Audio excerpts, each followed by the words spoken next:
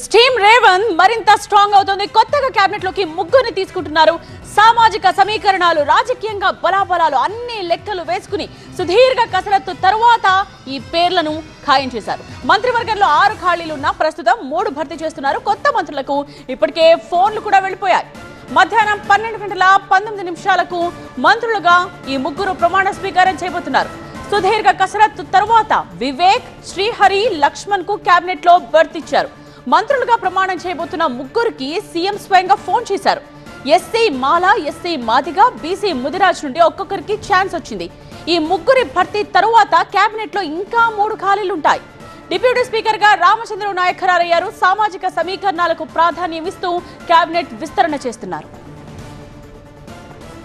సీనియర్ల నుండి తీవ్రమైన పోటీ ఉంది. అలాగే రెడ్డి సామాజిక వర్గం నుండి ఒత్తిడి ఉంది. కొన్ని బీసీ కులాలకు ప్రాధాన్యత ఇవ్వాలనే డిమాండ్ వచ్చింది.